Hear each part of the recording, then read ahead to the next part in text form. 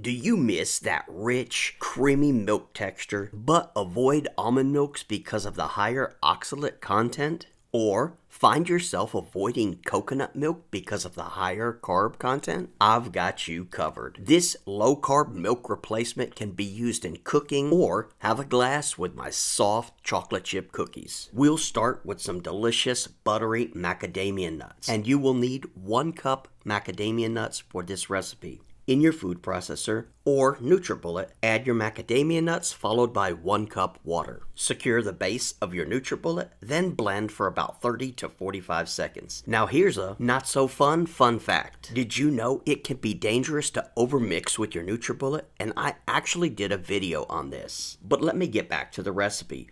Once blended, you'll get a thick, creamy mixture. And normally, I'd strain this with a cheesecloth, but I recently found an awesome deal at my local swap meet. So I'm gonna give my new $10 Champion Juicer a try. And let's just say, I don't think it was a huge success, although I did get a little bit of solids out, as you can see here, but I definitely stick with a cheesecloth. Next, you'll need 3 cups of water, but only use half for now. Add 3 tablespoons of heavy whipping cream and give it a quick stir, just long enough to get all that creamy goodness off that spoon. Then add 2 tablespoons allulose. And if you're like me and prefer pure vanilla, make sure to give it a quick shake. You may have sediment on the bottom. And you'll need 1/2 teaspoon vanilla for this recipe, followed by a pinch of salt. Secure the base of your NutriBullet and give it a quick shake. There's no need to actually blend it again. Now, in a large sealable container, pour in your macadamia nut base. And as you see here, it's rather thick and coats the inside of the cup. Now take the remaining half of the water that you didn't use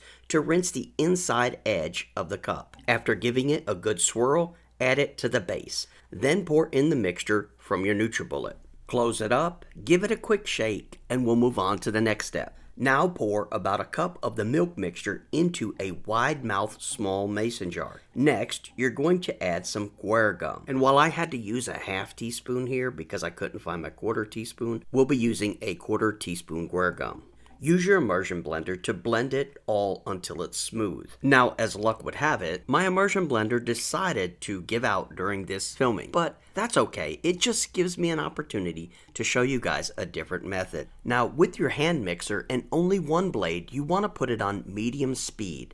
And as you see here, I'm gently tapping the edge of the glass. And the reason you do this is, as you know, most of these thickening agents will clump very easily if you just dump them in. The hand mixer doesn't mix quite as well as an immersion blender, so you'll need to strain it if using this method.